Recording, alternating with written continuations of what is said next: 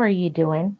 This is Love Marlene 411, your channel for all of the love things, relationship, healing, healing your inner child, working on yourself, just all of those things. And while we wait on my co host, Miss Nexie, I wanted to say hello and welcome to the Sip and Chat. If you're new here, feel free to subscribe to the channel, turn on your notifications, and yeah, and join my channel membership to gain member only perks. So, today I wanted to talk to you guys about loving someone who is mentally unstable.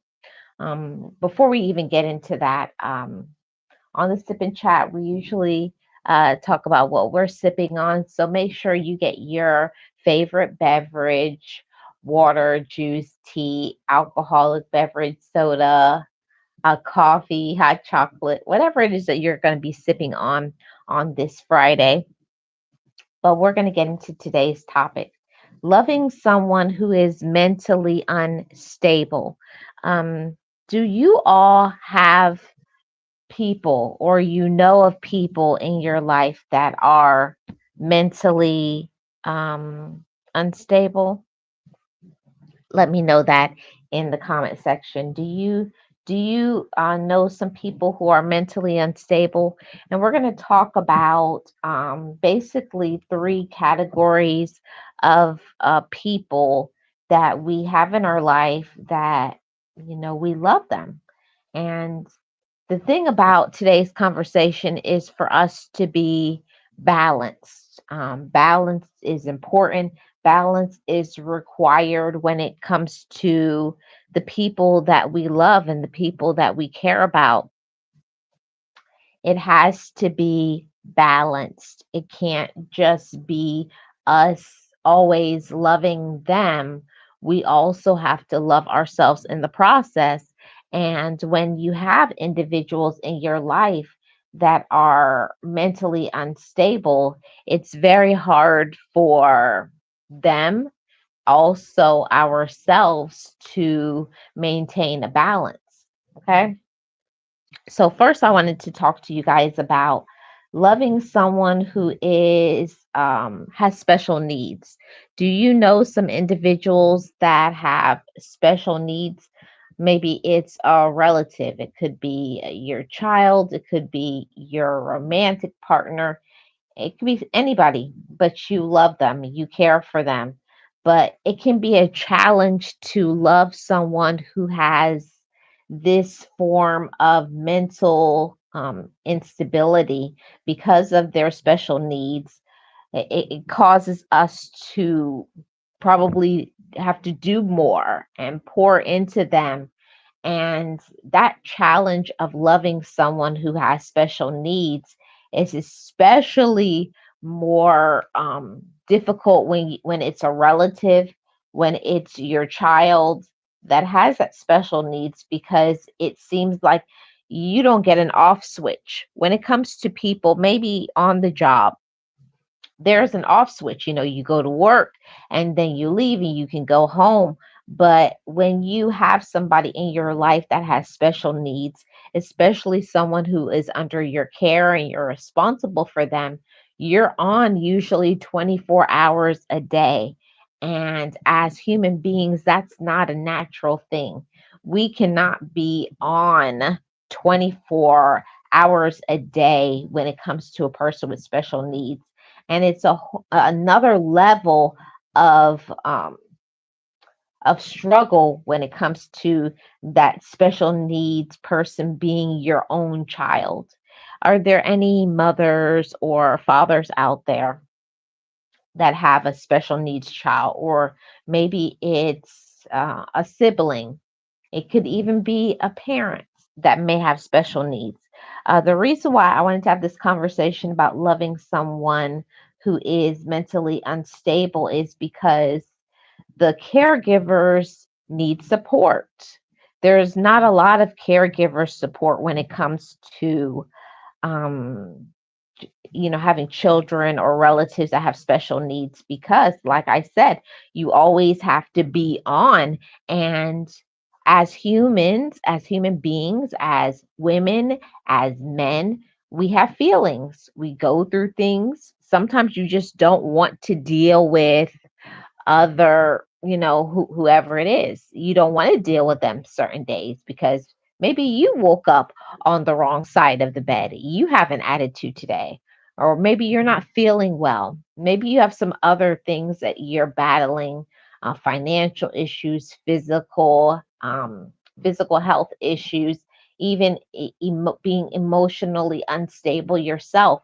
So it's really a big challenge to be able to have to be on and to be in this positive space to deal with someone who does not have the mental capacity, the mental bandwidth to be able to really know what they're doing. And that's an special challenge. And that's why I say, as somebody who has somebody in their life that has special needs, I advocate for those who have special needs, but I also advocate for the caregivers, for the siblings, the moms, the dads, the aunts, the uncles, the friends, or your loved one that has special needs, because it's especially demanding.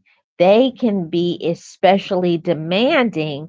So we are the ones that have to speak up for ourselves, advocate for ourselves. And this is one thing that I had to learn and level up from, growing as a human being, to say that I needed help. And my whole life, the person in my life that has special needs is my sister. And my parents took care of her, of course, until they passed away. And then when they passed away, she became my child. Now, I'm not going to battle and go back and forth with people when they say it's not my child. But if that person is responsible to feed, clothe, and provide for them, that's your child.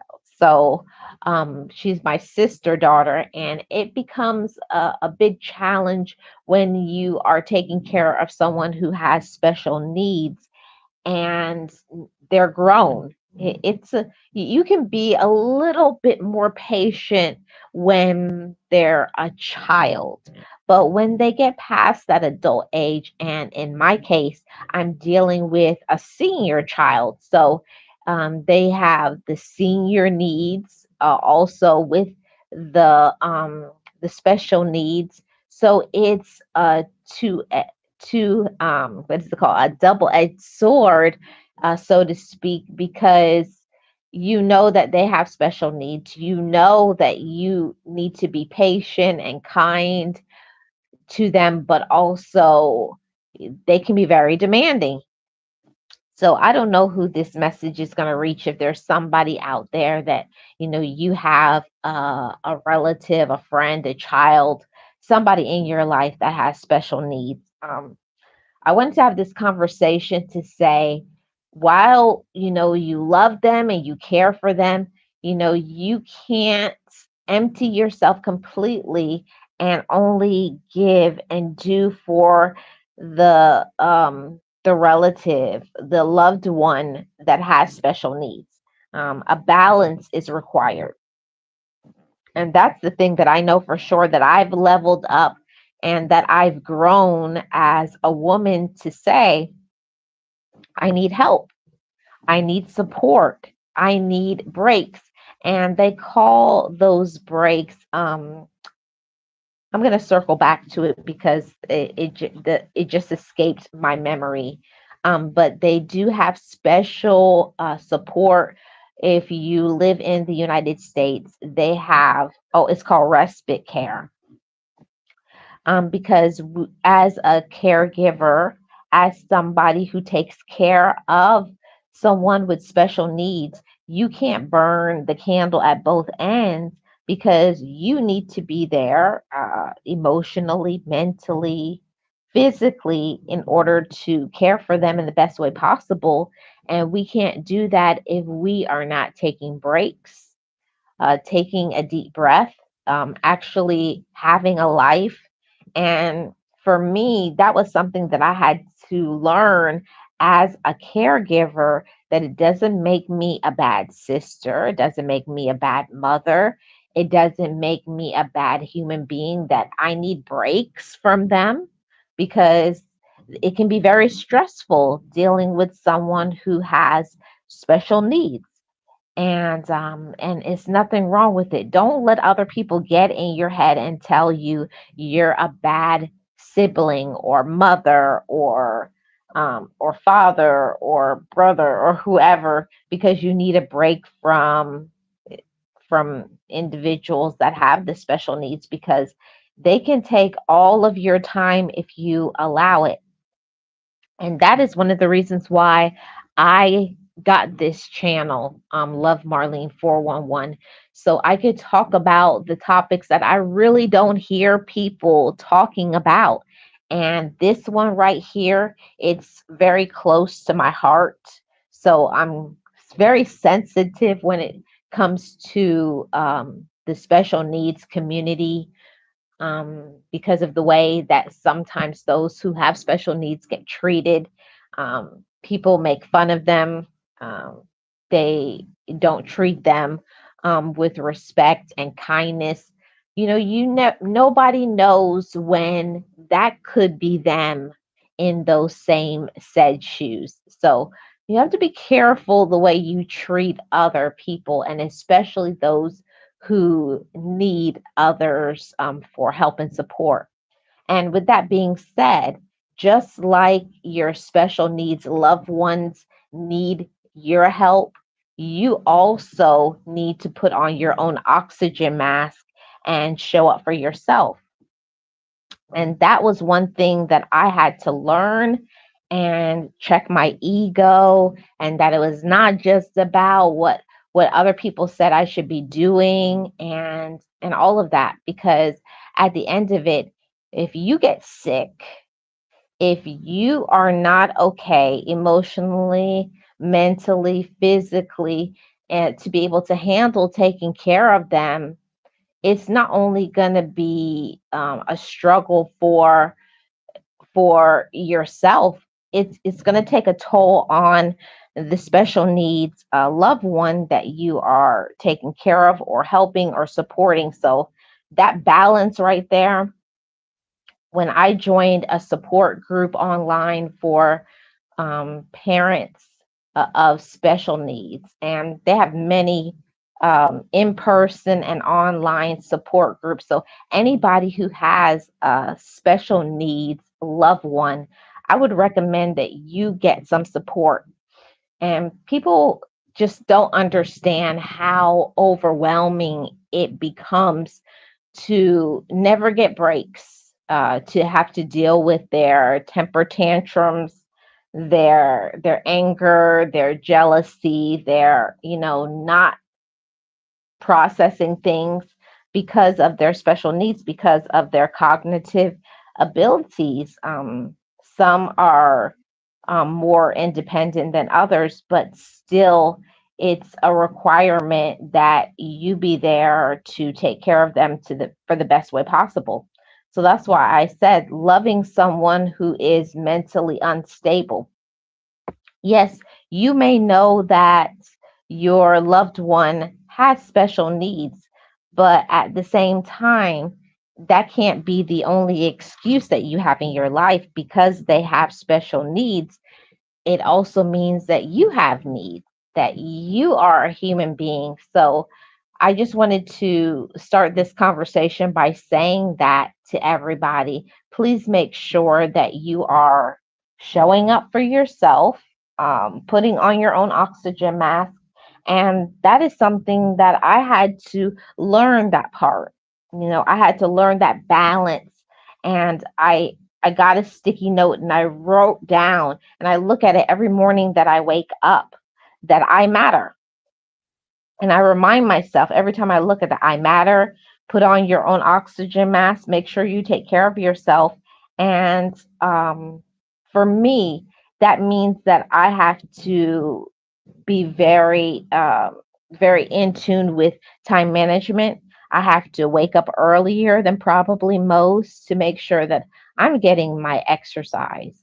I'm taking care of my personal care and my mental health and tapping in spiritually, because there's certain things that we each have to do in order to be our best self, in order to be happy. There's no way that we can be happy. Oh, I missed all these comments. Oh, I'm so sorry. I did not see you guys' comments. Thank you so much, everybody, for your comments. Sorry I missed them. Um,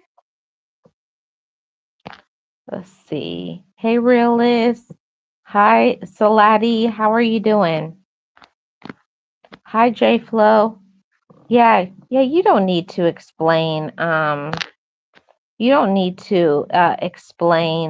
to anybody else what you're about and what's important and all those things. I know, but I'm just saying that for the sake of this commentary, this conversation, that it's important for us to know that we need to show up for ourselves. We need to be respectful of how we're feeling, and that's a part of self awareness.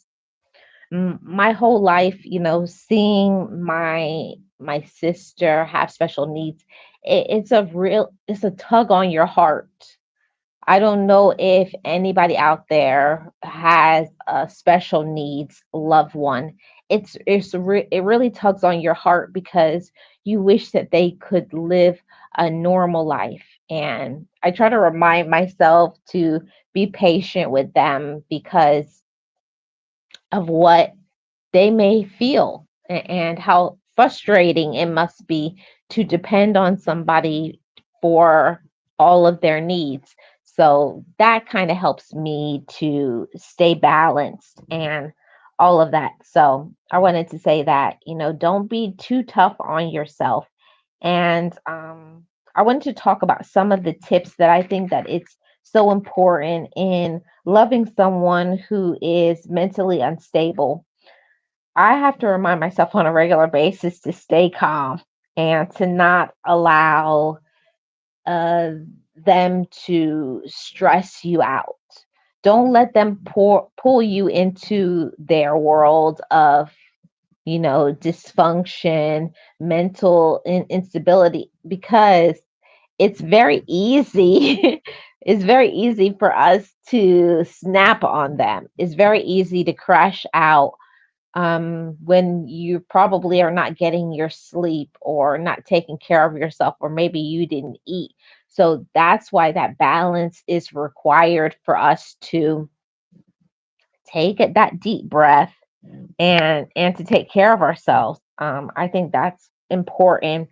And I didn't grow up seeing that. I had the old school parents, and when they were taking care of her, I didn't see my mom and my dad, my aunts and uncles. I didn't see them get assistance. They just took it, as they call, man up or woman up. It's like that. This is my responsibility, and I have to do it. And, I'm not saying that you can't do it, but why carry a heavy load and heavy burden when there's government agencies out there? There is support so that you can get a break and fill up your cup, because there are times where I feel sometimes like I could just, very lightly put my fingers around their throat and apply a little pressure, because they stress you out. Like, you will really snap if you don't take a moment and step back, if you don't take a moment and breathe.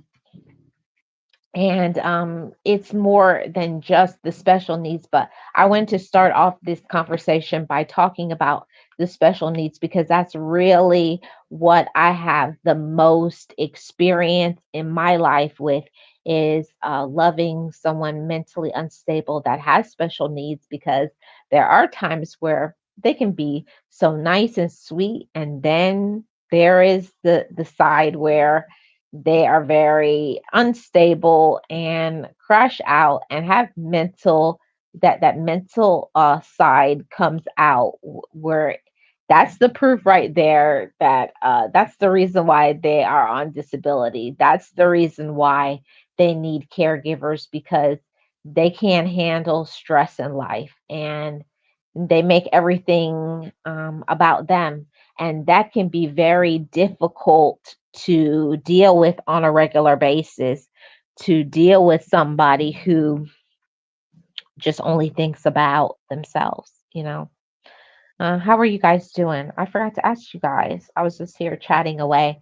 I hope you guys had a wonderful week so far, and it's the weekend. Happy Friday to all of you. So, in talking about the loving someone who is mentally unstable, it's so hard to stay calm. It's hard to stay calm, like when you have somebody who has special needs. It's hard to be calm when maybe they're screaming or they're having a meltdown, a temper tantrum, throwing things, demanding they want it, or the repetitive questions, or saying the same thing over and over again. It really does get to us because we're human, and that is the reason why you have to stay calm. And if you ever feel that you're not calm and you're going to snap before you overreact, before you do something that you'll later regret, walk away. I've done that so many times, I can't even count. If I find myself getting upset, like I could feel my face getting hot, I could feel that I'm about to say something very rude or nasty or go off, that is the time where you need to step away, remove yourself from the situation before later on you will regret what you did and what you said. And that's not the easiest thing.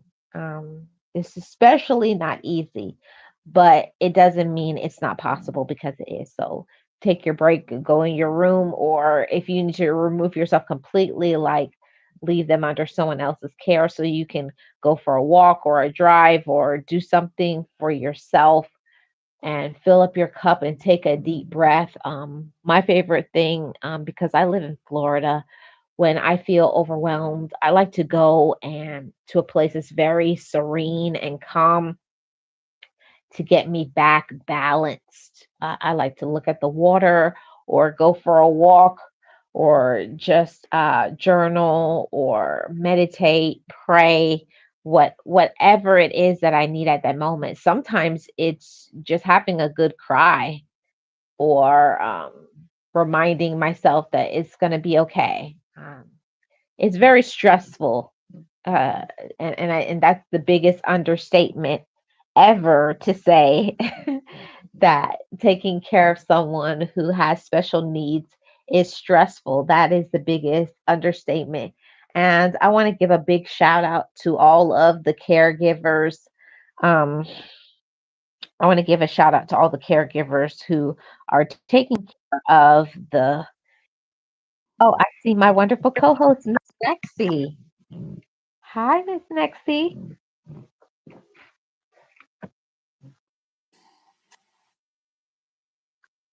Hello. Hello, Miss Marlene. How are Hi. you? How's everyone doing? Doing great. I just started the topic a little bit, but welcome to the sip and chat, Miss Nexie. Appreciate you being here. Thank you, Miss Marlene, and it's a pleasure for me to be with you, especially in the topic at hand. You and Mhm. I are very well versed on that topic. Yes, very, very much. But we have to start, Miss Nexie. So this is the sip and chat. Is there anything that you are sipping on today of particular interest? Miso soup. I was having a Oh, delicious cup of miso soup with a hot coffee.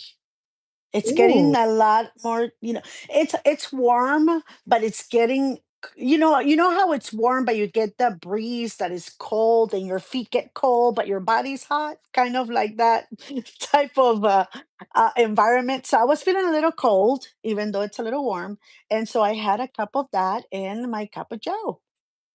Okay. It sounds good.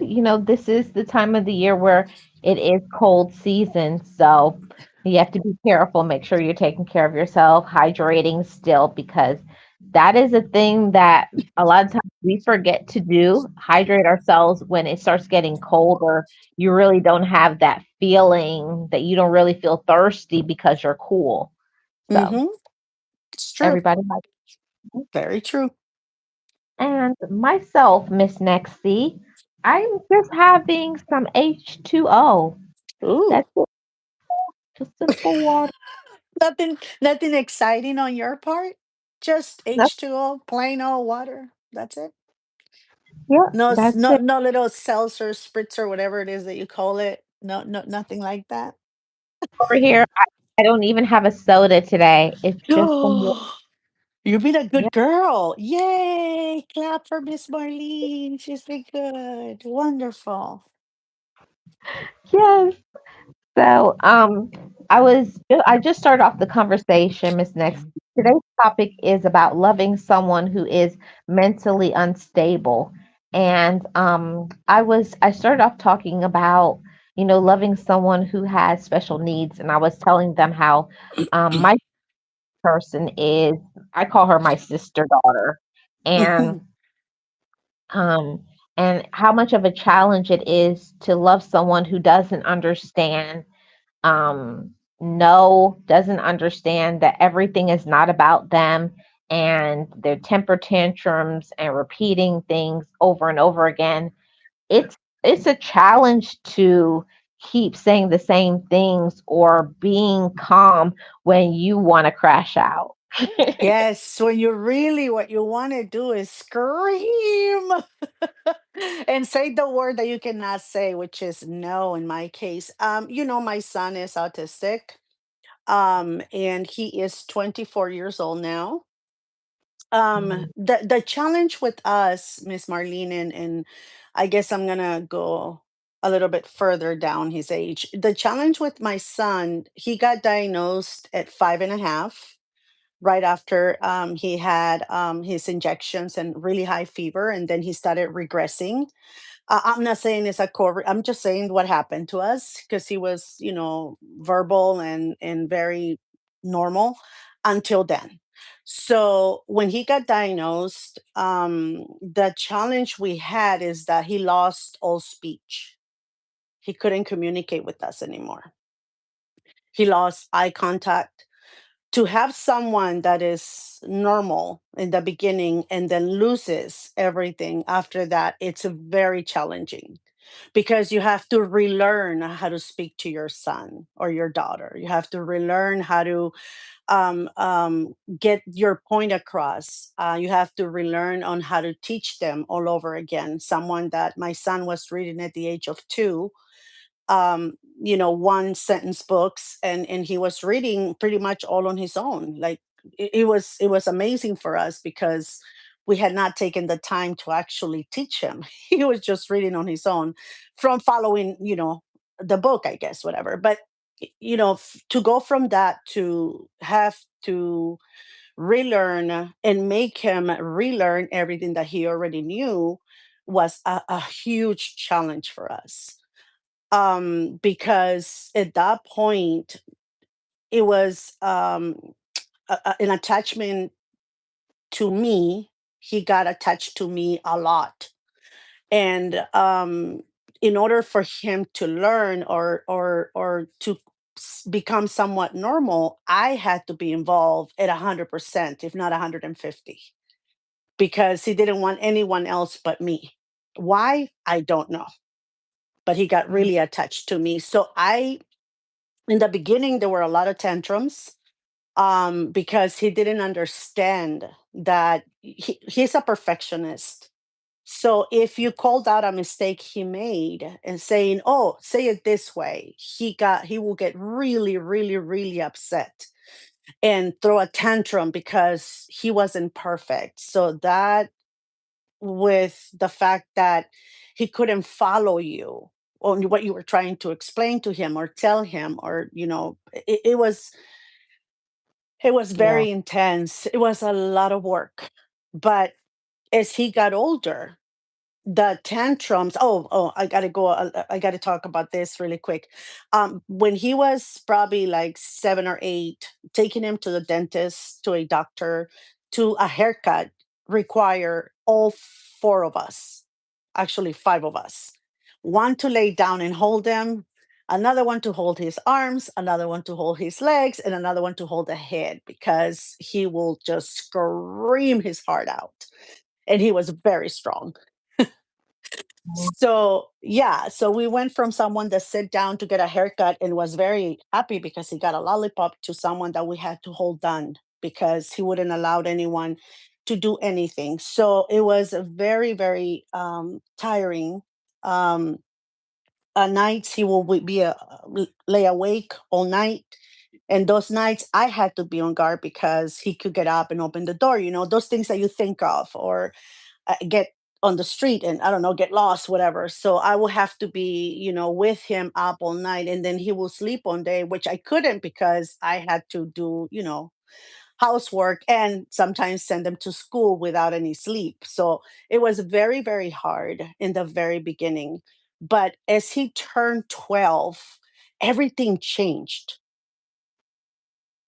Everything Wow. flipped. Yeah,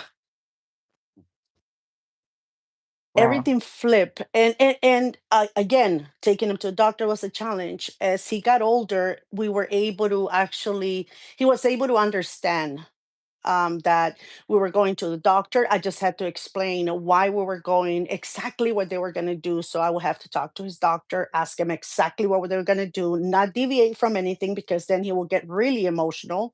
And you lied to me, right? You lied to me because you didn't say this. So I had to be exact. And even if doctor wanted to do something else, I'll say I'll bring him next time, because if not, we're gonna get a tantrum right here, right now. So we're not gonna go there.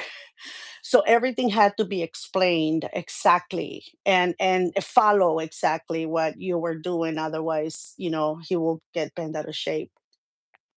When he hit 16, he was able to actually go to the doctor without me explaining, allow for shots, allow for blood work, allow the dentist to work on him. And it was a change that I did not see coming. I thought we were going to have to strap him or put him, sedation or whatever. But no, all of a sudden, he was okay with doing all these things. And I think it has to do with the fact that, he was getting a lot of therapy at home and at school. And even though they wanted to cut down on therapy, I will fight the system and say, no, you're going to continue on because he needs it. And I don't care what so and so says. And I will fight and go all the way to the top and request my hours and get my hours. So he was getting like 6 days a week of therapy at home, 3 hours a day. And he was getting all day at school. But on the home part of therapy, I was involved because I learned that not getting it, like babying him, or not following the directions of the therapist, I was hindering his progress. I was actually making it more difficult for him, because when they came, he didn't want to go, or he will do whatever when they came and then act up when they were gone, because he knew I was going to spoil or baby him. So I had to get on board with the therapist. And once I did that, is when I saw the change in him. But it Yeah. was a lot of work, and it's been a lot of work, Miss Marlene. Miss Nixie, I can't even imagine. I can't even imagine because in my case, my sister, she is, I call her a senior child because that's what she is. She's to the age where she's mature. She's older than me. She is my sister, but my child at the same time. And when she was diagnosed, they said that she was her cognitive ability was that of a third grader. Okay. So In my personal opinion, I think she's high functioning, Hmm. and at the same time, she's able to dress herself and do those things, but does she? No, she doesn't. But to her defense, like I said, her upbringing back in the day, they didn't have things like how they have today. Hmm. Support for parents that have someone who has special needs, and also at the same time, because we're Caribbean, and of course, Caribbean people don't need help. We can do it on our own. I Yeah. I do don't know my what big you're talking about. so the reason why I've had to do a lot of backtracking with my sister, even though she is an adult, quote unquote, she's grown, but because my parents were like, "Oh, she can't do that. She can't do that. She can't do that." I've Whoa, whoa, had to whoa. Whoa, let me move my toes because I feel that somebody's about to step all over me. Go ahead, Miss Marlene. Go on. put on your boots and everybody else. I'm just saying. So, me and my siblings have had to do a lot of backtracking. Even my nieces and nephews we've all now said, had to have conversations like, we're not doing the pity parties. Nobody feels sorry for you. You can dress yourself, you can do those things. And no, but mom, no, there's no mom said. So because of that, there was a lot of resentment in the beginning after my Mm. parents, because you imagine how you feel when you lose somebody that you love, and you're dealing with the grief and sadness. Imagine how that must feel from her side, to feel this way, but not being able to articulate it. Yeah, or understand it. And I cannot imagine what it is to lose, a special needs child to lose its parents. It must be horrible. It must be horrible. Yes. My son lost his dog. He had his therapy dog for 12 years, and Miss Marlene, I went an entire year of asking for him. Let's go look for him. Let's go call his mommy. Let's go see if he's at school. Let's go find him in the park. And every night I had to go walk with him to go look for the dog because sometimes he will get out of the house, but there were like three or four places where we always found him. Right in the neighborhood. He will go and play with some other dogs or visit his little friends in the corner. So he wanted me to go to all those places. So for almost an entire year, I had to do that in order for him to understand that he had moved on to another place and he was not coming back because his mommy didn't want him to. So it took me a lot. And this is just a pet, right? Someone he loved dearly, but not as a parent. I cannot even picture that, Miss Marlene. How it must have felt for her and for you guys, because you were also dealing with your grief. Yeah, so that was a major challenge that we had as a family. I can't just say I had.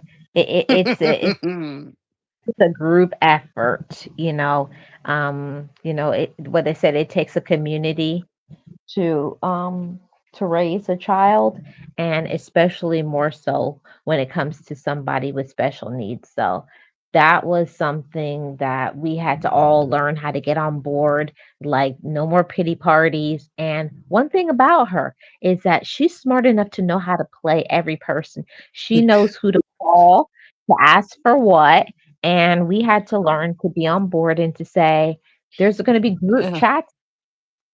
Don't if she asks for something, at say, well, what did your mom say? That's Uh, what my kids say. Mom, are you he's a got your number. yeah. So when she found out that wasn't working anymore, then it was everybody was mean, and the meltdown, Oh. throwing things, Oh. everybody hates me, and Mm-hmm.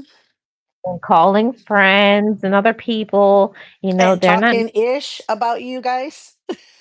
were the worst people ever. And I have to tell you, Miss Nexley, that messes with your mind. It does. And with Does your emotions too. because it's like, okay, I'm bending over backwards. I'm doing everything that I possibly can, losing sleep. I'm stressed out. I'm worried about them. And then to hear from other people, oh, you don't take good care of it. It's Mm. Oh, like, and by the way, you're working full time to be able to cover the bills and the yeah, and I'm mortgage, you know. and running a business, and I got my plate is running over, Miss Nexie. And then to hear people who don't contribute one iota to Yes. to, to Criticize anything, you. that is very disconcerting. But anywho, the most important part about this conversation today is for us to understand that we have people in our lives that are mentally unstable. And it took me a while for me to not blame myself, or to not have some anger because of what my parents didn't do. Like, I had to apply some compassion to them. They did the best that they could. Now Mm. it's my turn, and I'm just going to do the best that I can. So it's giving yourself mercy, compassion, and also healing and forgiving. It's a lot of things involved in taking care of someone who's mentally unstable. And when you take care of someone who's mentally unstable, I feel sometimes that you become mentally. Again, Miss Marlene, please, I'm so happy you brought that up. We've met people throughout, we used to do the autism walk, which is in April here in Cali. And we used to go there. We met a lot of people. I mean, he's got friends through like different schools, and we met parents, and so they will see him and they will say, "Oh my God, he's getting so much better." And then they will ask me, "You think he's getting much better?" I said, "It's either that or I'm becoming autistic. I'm not sure. I'm not sure what's going on here, but something's got to give." I don't know. What I found Uh-oh. Uh-oh. Your mic went out, Miss Nexie. for forgive myself, because sometimes I will be so tired, so short tempered, and I will lose patience very quickly. And I'm not saying I used to mistreat my child, but I wouldn't explain. I would say, "You have to do it," and that's that. And I will feel so, I don't know, weird in a way, because I will say, "Okay, I'm the one who's supposed to be the most patient with him. I'm the one that he relies on for explanation. I'm his voice. I'm supposed to do this." I was putting so much on me, because I didn't want anybody else to help me, as you said earlier. Mhm. Caribbeans, we are pretty much that way. We don't want people, because what if something happens? What if they do anything? He cannot voice it. What if they lose their temper with him? What if what ifs Miss override any normal way of saying, "Yes, go ahead and help me a couple of days with him because I need Miss sleep." Miss Nexie, and we feel that nobody can love them to the degree that we can. Nope. Oh, that's yeah, Nobody can. Get out of impossible. my head. Get out of my head, woman. So I understand that. I can dig it, but I wanted to have that conversation. So now let's move on to the next part about loving someone who's mentally unstable. Let's go into loving someone who is mentally ill, somebody who's schizophrenic, bipolar, ADHD. The list goes on and on. Yes. Loving someone who has mental illness. And I am talking about individuals that have diagnosed and undiagnosed. Ugh. Oh, I went there, didn't I? You know? You sure did. You sure did. Miss Marlene, it's funny because I was talking to someone a couple of days ago, and I will say I was talking to my sister, my older sister, a couple of days ago. We were talking about, our children, how they have grown up. My sister still lives back home. So we communicate via phone and stuff like that very often. And so we're talking about our kids, and we're talking about how similar both of our older daughters are. And my niece, one of my nieces, is undiagnosed, what I consider, not that I'm a psychologist or a therapist or anything like that. I just think because of the way she acts sometimes, that is probably undiagnosed bipolar disorder. And my sister and were talking about my daughter too, who I feel that probably has the same, but they don't want to get the diagnosis and they don't want to take medication. So, what does that mean for us? What it means is that we have to put up with sometimes their opposite poles coming at us, attacking, meaning verbally, right? Sometimes saying things that are hurtful, and then 5 seconds later coming back and asking for a cup of water like nothing just happened, right? Like they didn't just insult you to no end.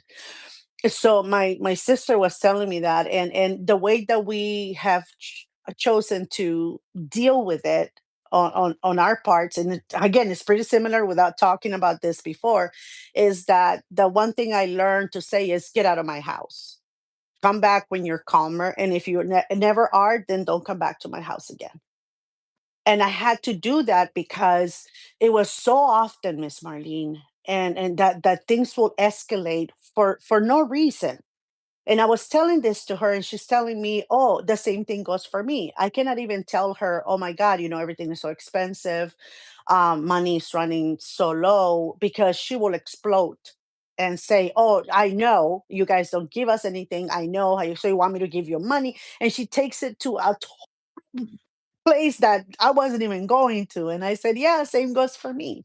So, how do you deal with these people that don't want to medicate, that you have told them over and over, you know, go to get diagnosed, see someone, make sure that you're okay. And if you're not, we'll follow the next step. I can do it with you, you can do it alone, or you can choose whatever, but do something about it, because it's actually um making the people that love you run away from you.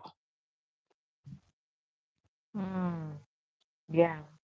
I want to read a comment. Realist says that he has a schizophrenic friend, and I asked him how do you cope with them. He says, "Well, we actually grew apart. But I still see him every now and then." And I think that happens a lot when you have someone who has mental illness. You will grow apart from them because they're not willing to be accountable because they can't, Hmm. because mentally stable. And that is the reason why they need the medicine, and the very thing that they need, they won't take it because of the side effects, or because of, they will say, because of their ego, I don't need help. I don't have any problems. Miss And Marlene, I have to input here because you're talking about the medication now. Or they will say, it makes me feel too normal. And that's not normal for me. I've heard that before because I did my hours in a psych ward. And I will hear that a lot from the patients. No, I don't like them because they make me feel like normal, like weird. And so that's not normal for me. And I'm like, what? yeah, It's weird. shows that cognitively not well, because feeling normal should be a good thing. That should Mhm. make you. Exactly, Miss Marlene, exactly. And again, we're not. and realists, to be fair, we all, I think, become strange some way or another, or distant from friends or loved ones. And that's only to be fair with you, because I stay as far away as I can from my niece, because you can never talk to her, or sometimes even my daughter, because it's not a normal conversation that I can have with you or Miss Marlene, that we can talk about, feeling abandoned or feeling lonely or feeling this, because the minute you say that, they find something that you did to them, and then they start attacking you on which you did or did not do enough of. So stay clear away from my niece and my daughter as much as I can, unless, on parties or holidays, and you just put up with it for as long as the holiday lasts, and then you go back to whatever, and just allow them to come when they're calm, and if they're not, then the door is wide open. Get out of my house. This is my house. Get out of my house. And that's what I have learned to do, because it was driving me crazy, that I'm dealing with my son here. I'm trying to find a somewhat middle ground with him, and then I have to deal with you, which is, you're an adult and you understand, you're what we call so-called normal. And so why am I dealing with you? This is a you problem. I'm sorry, but you're an adult. You know what I mean? You're in your 30s. This is a you problem, not a me problem anymore. Right. And that is the thing. And Miss Nexie, me and yourself, we're not insensitive to say, oh, they have this, like we're sensitive to it, we're very sorry because you can't help the way that you're born with these Mhm. abnormalities. You can't help that. But what you can do is you can take medicine. You E can do treatment. You can, get therapy. You can do the right things. But what happens is as soon as they start to feel better from taking the medicine, they go off of the medicine and then they do something very toxic, very dysfunctional, take advantage of somebody. And then when they're back on their medicine, they don't understand, why doesn't this person talk to me? They don't remember what they've done. Mhm, When they go off, I call it off the beaten path. mhm. They don't know.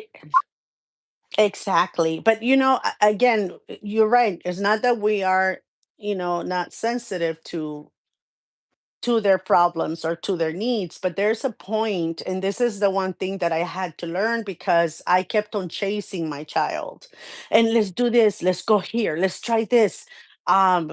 Spending thousands and thousands of dollars, and putting in one college, it will drop, put in another one, it will drop, doing getting housing for her, all of a sudden gets kicked out because parties or whatever. So I did a lot of that. And let's go to the doctor, let's get you evaluated, let's get you this. Well, I did so much of that, Miss Marlene, that I had to learn at one point that I had to let go, Mhm. because it was consuming my life. I was so into what I could do for her, that my other kids were suffering, my absence. And my little guy too. I will be on, like, can you stay with him while I deal with this?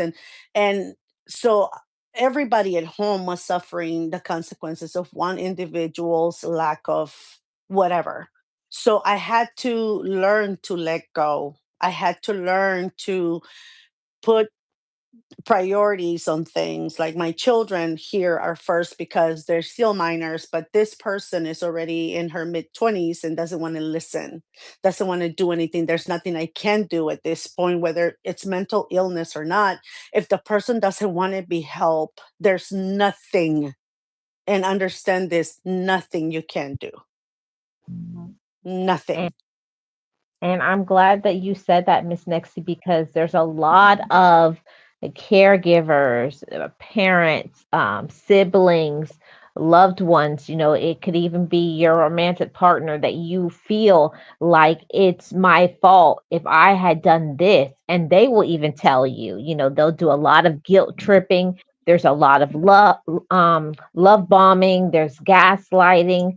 it's a lot that you have to deal with when you are dealing with people who are mentally unstable, mentally ill.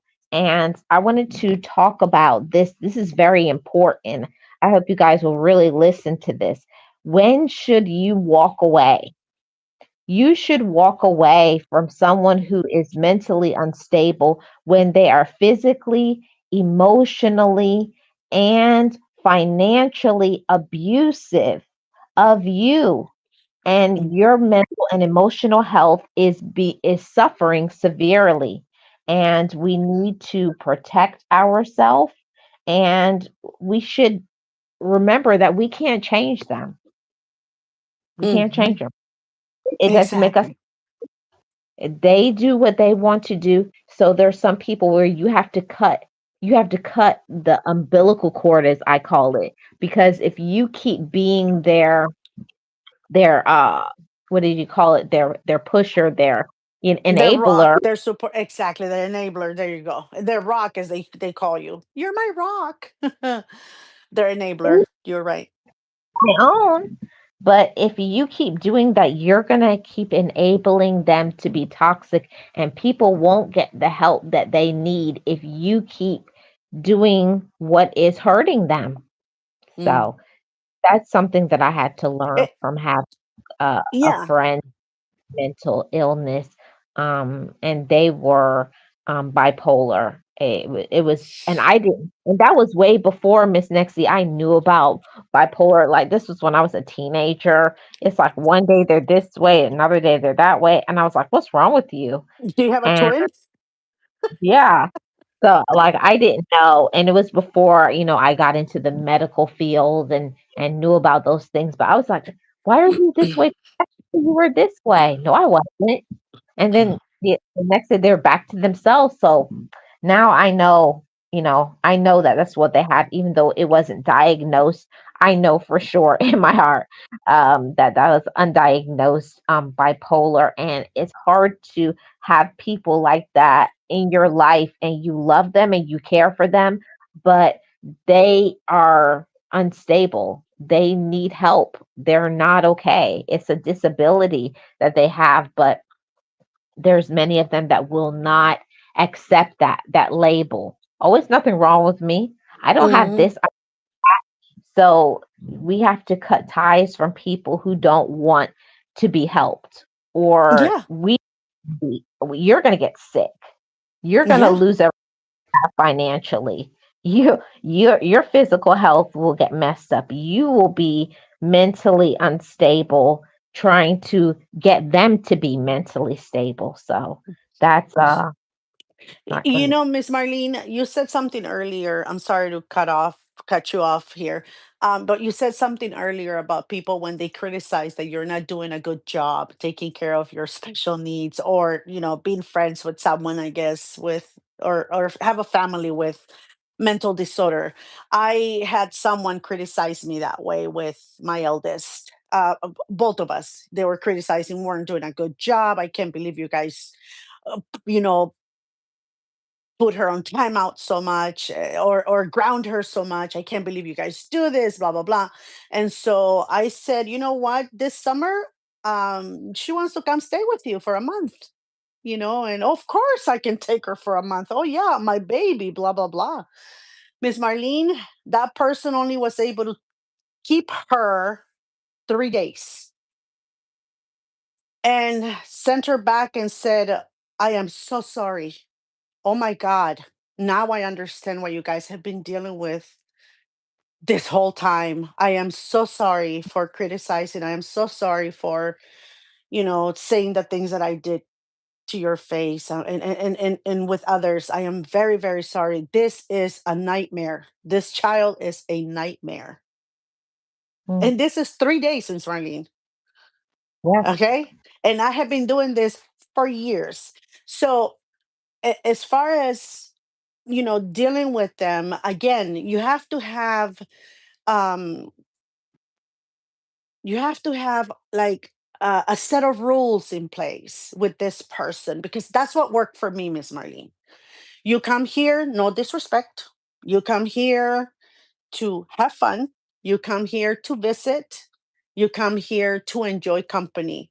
The minute those four things are broken, or one of those four things is broken, you are out. You can't Mhm. stay here, and you cannot come back until you modify that and you apologize for what you did. And at the beginning, I thought it was me, Miss Marlene. I was like, maybe I'm the trigger, right? Maybe I'm the problem. Maybe I'm the one that she is upset at for some reason. I probably did something when she was younger. I probably, whatever, whatever, whatever. And then it started happening with the siblings. And then I realized that it's not me. I'm not the problem. They're not. What have they done to her? They grew up together, right? So I started seeing that they were going, at it, and they started walking away from her and say, I can't deal with her anymore, mom. I can't. We're not children anymore. Now I'm not obligated to be in her life or part of her life. So they walked away. And that's when I understood, because I will blame myself a lot. I understood that it wasn't me, that it was her mental illness. Wow.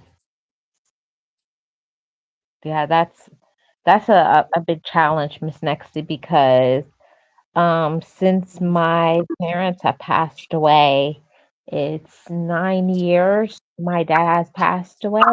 8 years, eight and a half. My mom has passed away.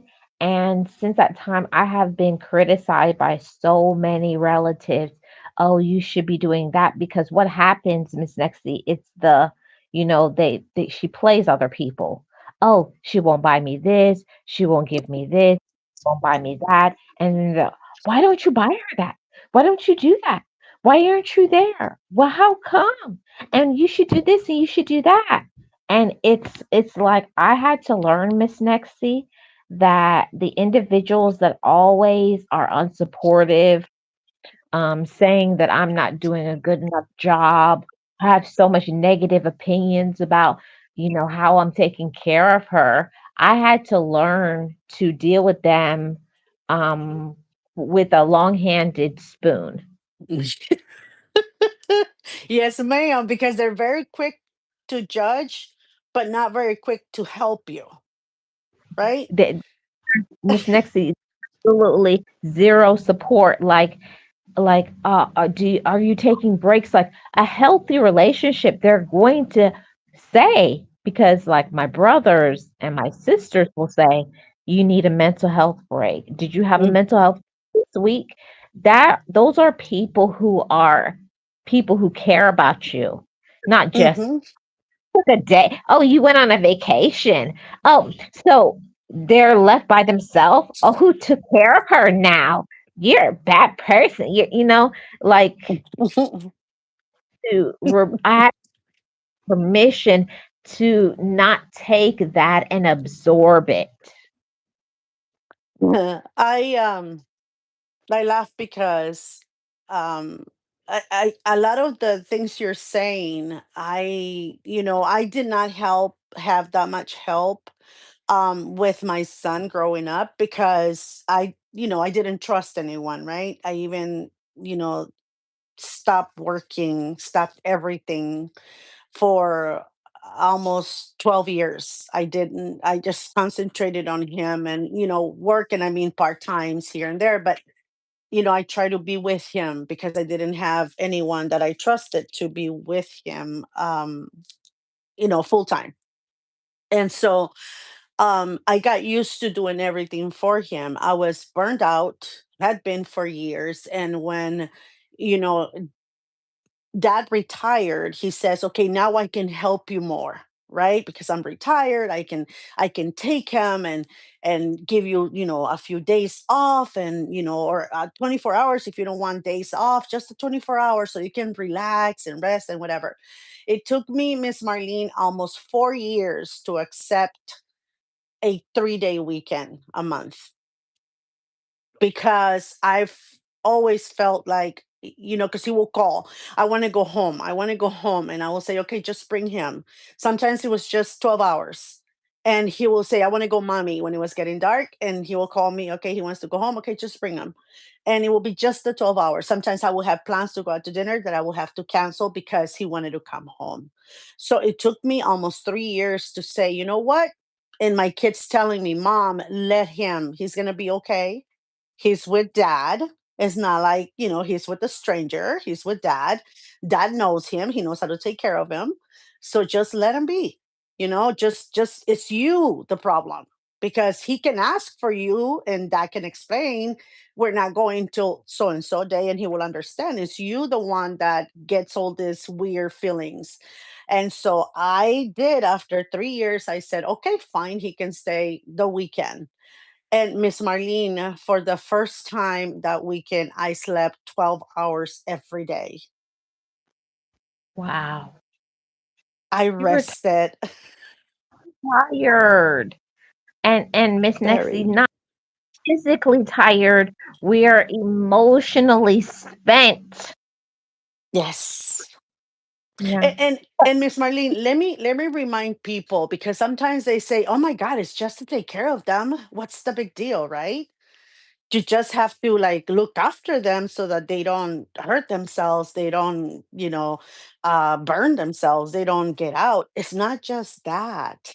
And that's what people don't understand, is that you have to tell a 24-year-old, or a, I don't know how old your sister is, Miss Marlene, but you have to tell this person, take a shower 15 times, because Mhm. they'll tell you tomorrow.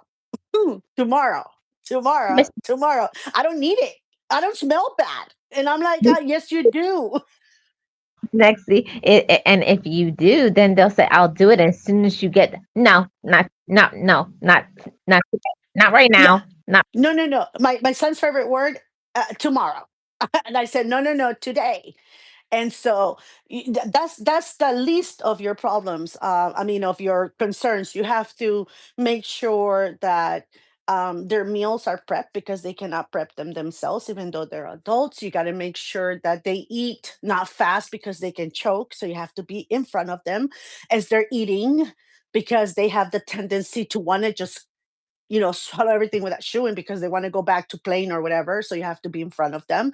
Potty training, that's a very challenging thing. It took me years to get my son to actually potty train. And it's not because he's a bad kid, or he's just, special needs. Um, After that, you have to, I got to go before that. You have to spend a lot of money making sure that you have cameras everywhere, right? To see if he gets out, what way it goes. You have to put deadbolts on the doors, the front, the kitchen, the back, the sliding doors. You have to change them. So you spend a lot of money and a lot of time going over everything. And you have to spend 24/7, if you have no help, taking care of them, because even when you're asleep, you're not really resting, because you're thinking, did I lock it? Yeah, I think I did. Let me go check. You have to go check, make sure you lock the deadbolt on every door. Make sure the cameras are available and pointing the right way. You got to make sure that person is asleep. You got to make sure that everything is okay in their room, that they're not awake. Any little noise, you wake up. You have to sleep with your door open, because you cannot shut the door, because if you do, you're not going to be able to hear them if they get up. Right? You have to make sure that they don't turn on the stove to make something to eat for them when they don't know how to make it. So there's so many things that people don't understand. When we say we're tired, we're mentally exhausted, we're physically tired. We need a mental break. And this is exactly what we mean, because they take 24/7 of our time. So we have very, very little time for ourselves. Am I wrong, Yeah. Miss Marlene? Let's see, okay. I'll tell you about a situation that happened one day. She got out and the police came and returned her, and she had this attitude. Well, you should be watching, right? Ma- And I said to her, I said, let me tell you something. I said, do you have somebody who has special needs? Well, no. And I said, exactly. And yeah. that's all. That's all. Because if in the other cop, I could tell, because you know how they send the police in two. So Yes. one, she was like, "Oh, I can't believe it, and you're a bad mother, and you should be watching her." And it's like, and she told her, "Just leave it." I could Mhm. tell that more empathetic, but it's unbelievable how somebody who has never took a walk in your shoes, how there's no way you can stay awake for 24 hours. No, We're human. no. Yep. Gonna And sleep. it's why, Miss Marlene, we need this time. My son did the same thing when I was my mother-in-law had just been diagnosed with stomach cancer, stage 4. So I'm taking care of my mother-in-law. My son at this point is probably 6 years old. Had just been diagnosed. We bought him, which is so good, Miss Marlene. We bought him, those medical alerts, little bracelets with his Yeah. name, his diagnosis, my phone number, address, everything, right? Mom and dad, both sides. So I'm dealing with my mother-in-law. This is before we put the deadbolts on the doors. Well, I'm changing her. I'm trying to make her comfortable, giving her medicine, and then I hear a knock on the door. The police knock, bam, bam, bam, bam, bam, and I'm like, oh my god. So I go to the front and I open the front door and I'm looking at the police officers in front of me. I say, yes, may I help you? And then the officer looks down, and I look down and I see my son who is on a diaper. He's taken all of his clothes off. He's on a diaper with socks on, walking in the middle of winter Mm, outside. They caught him about 4 blocks away from my house. And the only reason why they brought him back is because they saw his little thing, which they said, thank you for that, because it would have been very difficult to get him back because he's nonverbal. And I started crying. I said, I am so sorry. I said, I'm dealing with my mother in law who's. I go just got diagnosed with stage 4 cancer. I was taking care of her. And he's like, don't worry about it. It's okay, ma'am. We understand. Just be more careful next time. And that's when we decided to put the deadbolts on all of the doors because it's the only way we're going to be able to stop him from going out without us noticing, right? And yes, I understand your pain, Miss Marlene, because I had a police officer, but mine were very understanding. He just looked at me like, because he probably saw me, because I didn't even know he was missing, Miss Marlene. This is how horrible of a mother I was. that's the I idea. didn't know he had taken off. You're a horrible mother. But they will criticize that because they don't understand what it is. Again, I was a single mother for 12 years of 4 kids, Miss Marlene. One in college and two in high school and one in, elementary school. So I was so tired from practices, from dropping offs and picking ups and cooking and everything. It was so tiring that there were times where I will go on 3, 4 days with probably 2, 3 hours and a night of sleep. And the nights that he didn't, I will be up all day, and sometimes it will be 2 days that he will be wide awake. And you have to be awake because you cannot doze off because he can get up and do something. So it is very challenging. It is very exhausting, and it's very hurtful and painful when you have someone like this because all the pain, the sorrow, and the responsibility falls on you, and people, instead of understanding, helping you, and supporting you, they criticize you, they point fingers at you, and they throw in your face, why aren't you like more, fix yourself up, why aren't you going out to dinners, why don't you go out with friends, instead of why aren't you social anymore, instead of helping so that you can be those things, they criticize. Yeah, Miss Nexie, it's like, "Oh, well, how come you're not social?" Well, like, how are you supposed to social when you have somebody who's, like, having a temper tantrum? Like, when my parents passed away, it's, something that people don't understand, but when my parents passed away, because I lost both of my parents in 7 months, so imagine the trauma that she was going through, like, I can't imagine. No, I can't. My dad passed away, and then 7 months later, my mom passed away. So for her, she I guess one day she wanted my mom. and she wasn't hearing it. I want mom, I want mom, I want mom. I tell her, bring mom, go get her, go get her. And it was just like I was going absolutely going crazy. And those are the times where you need to have people that you can call at any time, like even when they're tired. Like now I know, like I've had conversations with my siblings, and I have friends, and I have you and a few other people in my life now that I know that if I'm at the point where I'm gonna crash out, as they say, I I can call somebody and they'll tell me, "Take a deep breath. It's normal. You can be stressed out. It's okay. Cry.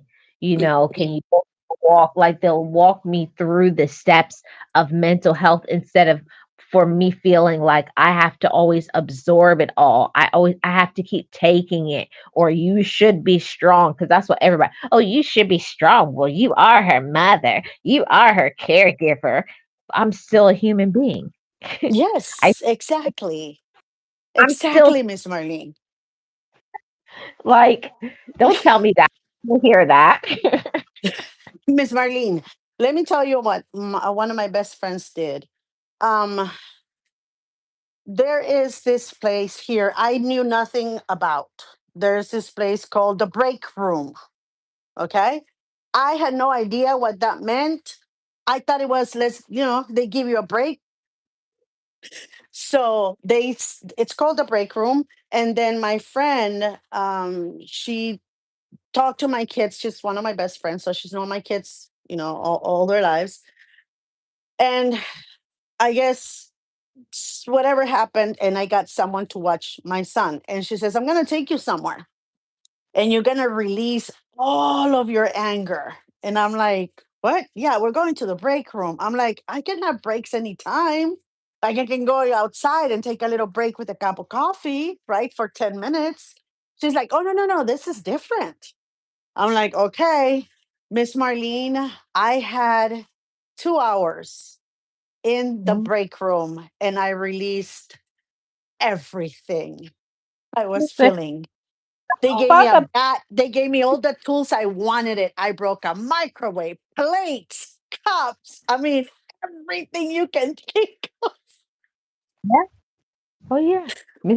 Miss Nexie, our break room has a padded wall, like for the psych patients. Just keep pounding it, like hitting. I'm telling you, Miss Nexie, it feels so good. I was like, yeah, Oh yeah. no! Oh, Miss Marlene, Miss Marlene. Wait. So my friend takes a picture of you know who, the ex, and she puts it on the microwave. Okay, now hit it.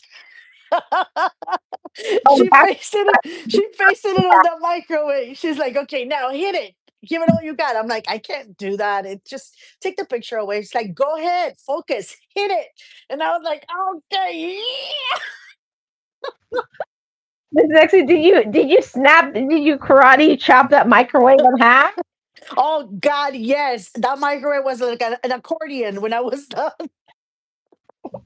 Yeah, and you feel, Miss Nexus, the funny part about going to places like the break room, you feel when you walk into it, like even not just a break room, the gym or wherever you are, you feel like, I feel a little stressed out. I could do a little. And then when you like, really get into it, you're like, I needed to Oh, get that out.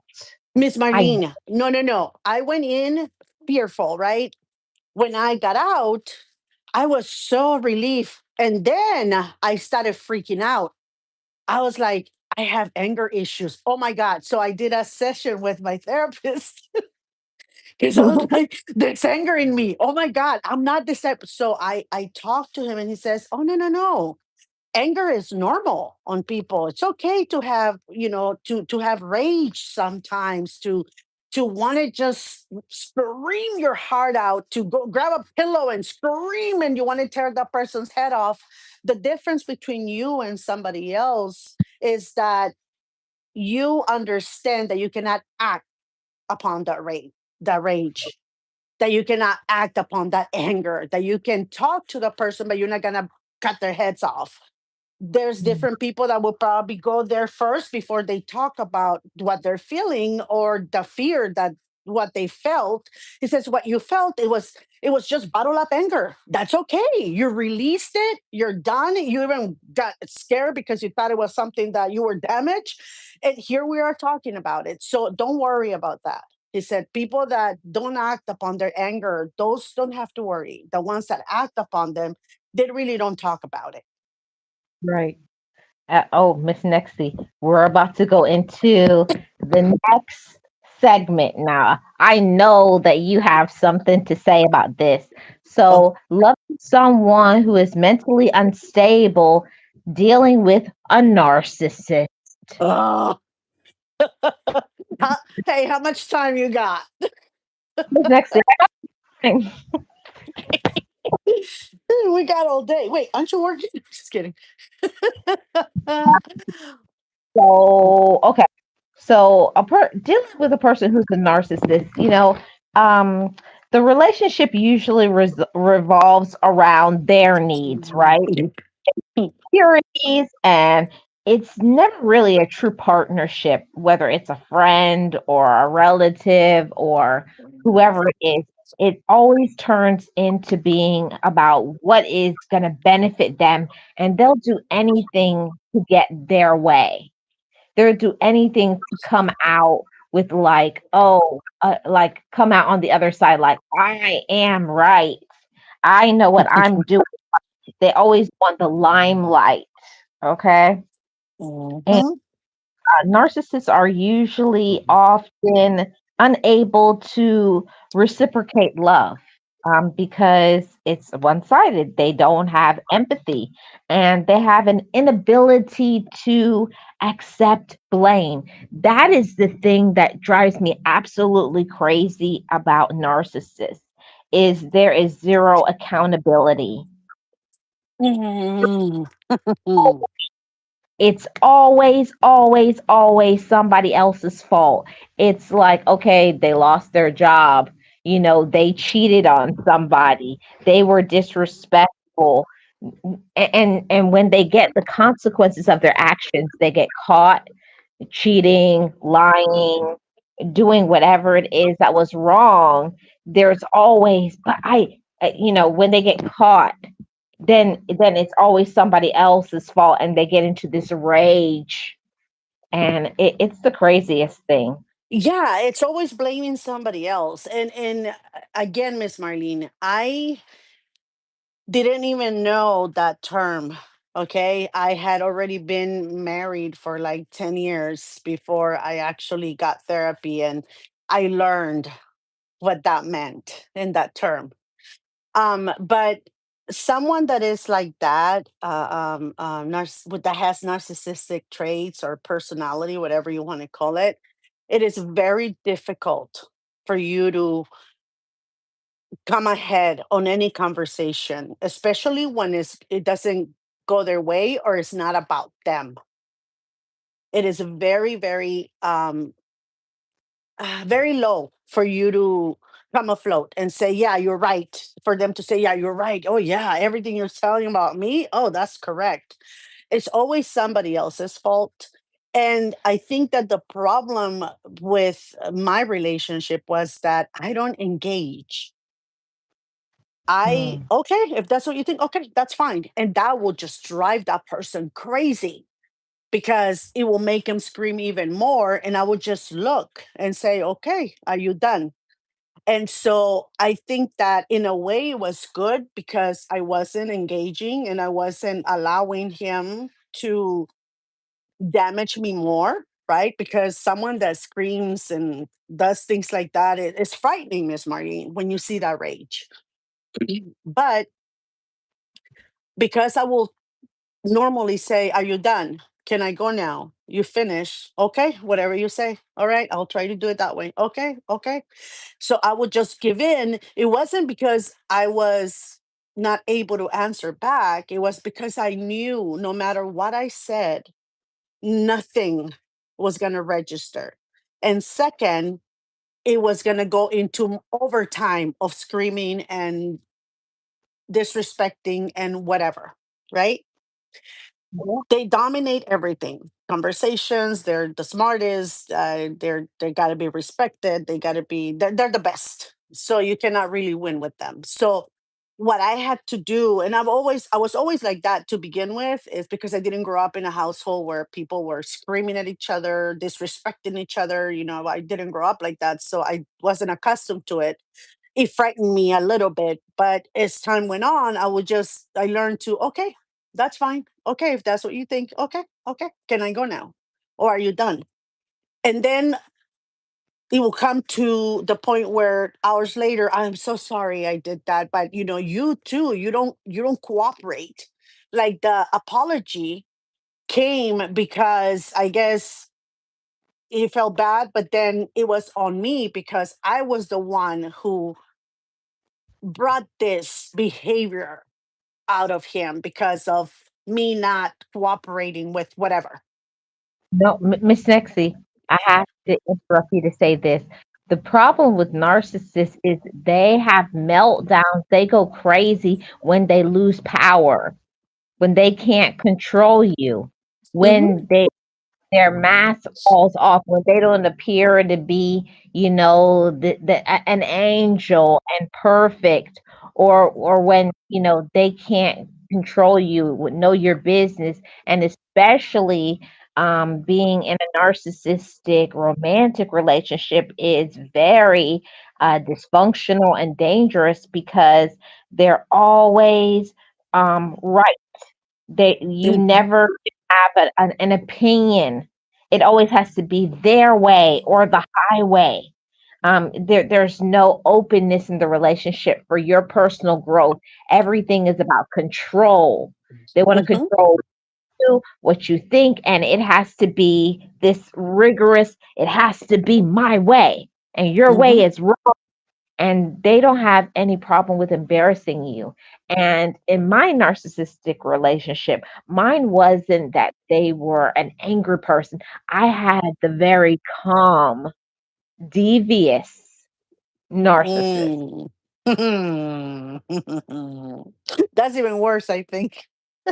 Very meticulous about what they were gonna do next, and it was like to go to the level of deceiving and painting themselves, so people on the outside only saw them as the nice, kind, sweet person, but behind the scenes you saw the things that, like, you said you were here, but I just saw you over there. So you see the mask slipping, you see their, inconsistencies, you see their drama, you see their negativity, but they only reveal that to you. Mm. So you're trying to tell everybody, like, somebody help me, somebody help me. He's terrible, he's crazy, whatever, or she, because it goes on both sides. Yes, it goes on both sides. Yes. You could be saying, "Oh, they're this," and everybody like, "Oh, come on." Like, He's there's the no wonder. nicest guy. Yeah, yeah, so you can't really get that opportunity to break free because your friends, your family, everybody who knows them, they only portray themselves to be this way. And it's only behind the scenes because you live with them, you're able to see how mean they are, controlling, jealous, you know. And I'll tell you something, one of the worst things that you can ever do is try to break up with a narcissist. Oh, Telling me about it. But Miss Marlene, again, there's several types, right? There are different types of, and I'm not saying that we cannot not sometimes be a little narcissistic ourselves, right? Because we can be sometimes when we want to get our way, to buy those at the store, to get those shoes. We bring out the narcissist in us sometimes. But a chronic narcissist is what we're discussing today, and not because we're diagnosing, not because we have a diagnosis of them this way, is because we have lived it. We have gotten therapy and we have learned the term of their behavior, what that means. Um, For me, it was very hard. I wanted to, like, raising my children, there was always a criticism for me, because I'm very loving, I'm very caring towards my children. I'm always showing them how much I care, how much I love them. Again, that's how my father brought us up, and my sisters are like that as well. So I'm always showing them how much I love them, what they mean to me, and I'm always doing little things for them, and sometimes letting them get away with certain things, right? That I deem not to be the cause for concern or to go crazy. So it was always the person will always tell me, "Oh, you'll see, they're gonna amount to nothing because you're too kind, you're too nice to them. If they turn out to be blah blah blah blah blah, it's gonna be because of you, because of the way you are with them. You're too sweet, you're too nice, you're too this, you're." And I'll be like, "What? They're gonna amount to nothing? Are you telling me our children are gonna amount to nothing because I love them?" And so things like that sometimes I will second guess myself. Am I doing right? Am I doing wrong? But not until I started getting therapy is when I learned that I wasn't the one that was wrong, because I wasn't just allowing them to be disrespectful or crazy kids or whatever. No, I was just showing them love no matter what, but I was at the same time disciplining them on things that they needed to be disciplined at. So the therapist kind of made that clear for me, and so I understood that it wasn't that I was being too nice. It was that the narcissist was seeing me giving love to somebody else besides him. Yep. Whether they were our children or not, it didn't matter. The fact that I was loving somebody else and not 100% him, that was the problem. Yes, Miss Nexie, because they have to have all of your time. And I want to acknowledge a comment here that it's lonely to love a narcissist Mm. because you can be in a romantic relationship. You can be, that can be your boyfriend, girlfriend, husband, or wife. And that doesn't mean that they're actually meeting your needs, what you need emotionally, mentally, spiritually, what you're going through and dealing with, because they always turn everything inward. They're always the victim, Miss Nexie. Mhm.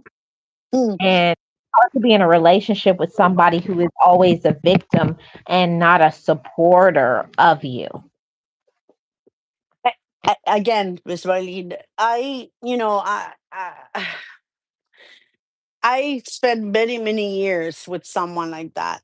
And I've told you before, I have PTSD from it. I didn't see it in the beginning, but as time has gone by and I went back to therapy and I have worked on it, I'm getting better at not being concerned with if the house is not clean enough, if I am paying too much attention to myself or to the kids or to whatever else. I had to learn to desensitize from that through therapy and through a lot of work on my part.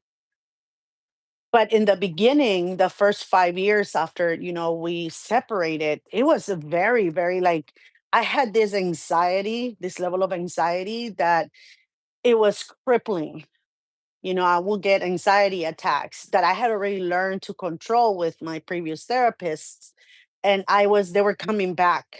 And, I found different ways to help kind of, minimize the attack, or help me through it without, making it blow up or whatever.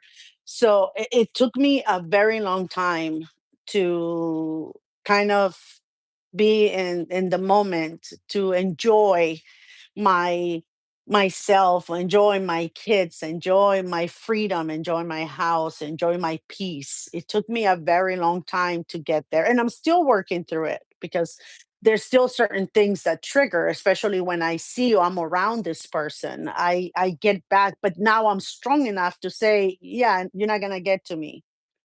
Like, I don't care what you think or what you say. I'm not here for you. So I can say those things either to me or to him, right? I can put him in his place and walk away, because there's nothing, I don't have to go home with this person, right? I go home by myself with my children. So now I have learned to do that, but it took me a very long time to be able to get to the point where I can voice my, dislike for the way that this person is treating me, or the way this person is behaving, or the ability to walk away without any repercussions.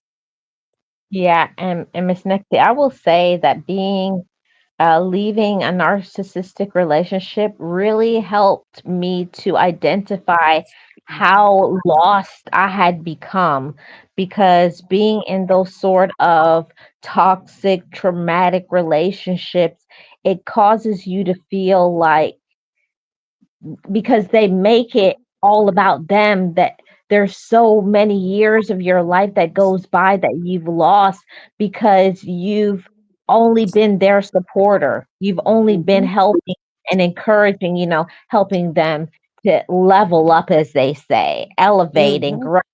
You're the good spouse or the good girlfriend or boyfriend, and you help with them with this and you help them with that, help them to get their finances on track and build their business and do this and do that. And usually what happens being in a narcissistic relationship, when you finally help them and they get to the space to where they've grown and they're doing good, what usually happens is a narcissist will always either leave you or cheat on you or both. Mm. Yep, because they feel above anything. There's no repercussion for them. It's for me. It was like, I guess that I don't know how long you were in your previous relationship, Miss Marlene, but I was there for 20 plus years. So it was a very long time of this same treatment, or the same behavior, of this same, you have to kind of modify the way you're going to talk, because a wrong word, it just triggers an avalanche of word soup. And so I was so conditioned to that, that I had to be careful with what I said, that I had to be careful with how I handle certain things, that I was going through life the same way everywhere else. So I had to learn to, speak out, not just at home, right, but at work and everywhere else. I'm not a confrontational type of person, because I am not. So I had to learn how to voice my needs and wants and likes and dislikes in my own way, but speak up nonetheless, something that I never did before. Yes, Miss Nexie, I can agree with you on that, and I say that it's very exhausting to be in a relationship with a narcissist because they stress you out. The narcissists always have some drama going on. They always have, oh, somebody did something against them, they're a victim, their job or their relative or their friend or somebody, everybody's against them because they're the best person in the world, of course, and they're being taken advantage of. And it took me a while for me to really realize that it's not that everybody's against them. They have bad behavior, they don't make good decisions, they are a user, and they're very controlling and jealous. And being with somebody who has zero accountability, that will give you anxiety. And Miss it's Marlene, I'm sorry to interrupt you. I'm sorry to interrupt you. But did you learn that? Did you feel this way and learn this as you were in the relationship, or after you were not out for a few years? out of it, Right? out of Me too. Me too. Because you don't feel like that when you're in it. You're so accustomed. You're so like, I don't. You're so put on your place by their narcissist behavior that you don't even see it. You don't even think of it. You actually say, "Oh, okay, it's everybody else against him." It's until you're away from it, right, that you start realizing. Just it. sorry to cut you off. Go ahead. No, Miss Nexie, what you're saying is the truth. You, for me, and also for you, and maybe for others, you may not be able to see it because it's like you can't see it because what they say, love is blind, Mm. and Mhm. you love so much. that you can't see their toxicity. Mhm. You've been used to how much they deceive and lie and put you last and never help you to put on your oxygen mask. They don't care if you're tired or you didn't eat or you need something because that doesn't matter. I need this and this. Like do what I need. How can't why can't you do it? And it's always that manipulation factor that drives me absolutely crazy with dealing with someone who's a narcissist, that they never can say, huh, I wonder if they're okay. Do Mm. you know? It never turns into that. It's always that they need help. And especially what can be worse is being in a relationship with a narcissist that's broke.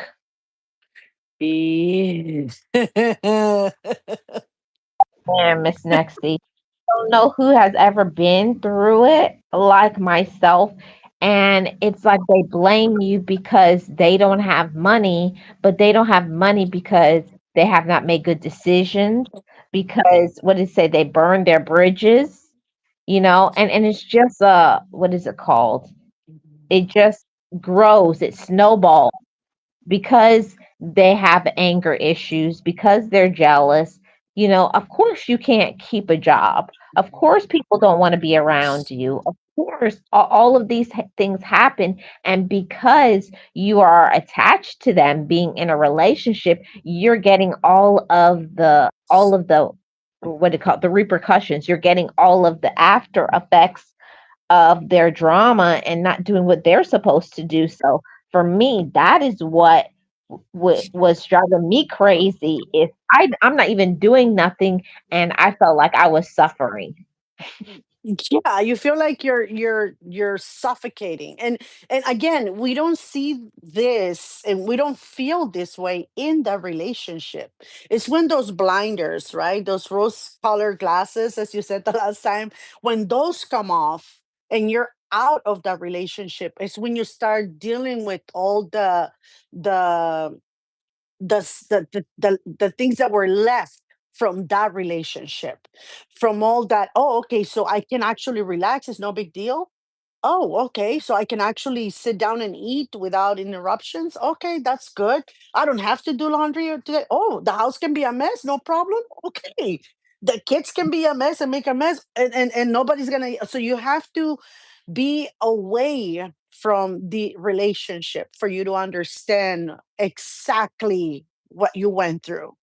And I did not understand what was going through. Other people saw certain things and they will voice them at me, but I'll say, no, that's the way he is, or nah, it's no big deal. I got this, no problem.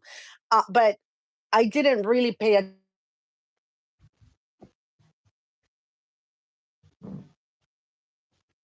Uh-oh. Are you there, I'm Miss sorry. Next? Did I lose you, Miss Marlene? I'm so sorry. I don't know if you can hear me, Miss Marlene. I hear Can you. you hear me? Okay, okay. I'm so sorry. Yeah, I don't.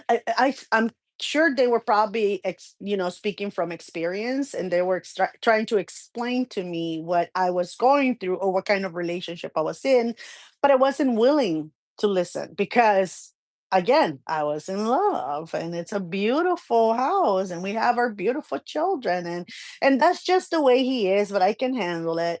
Not realizing the damage that was making on my person, right?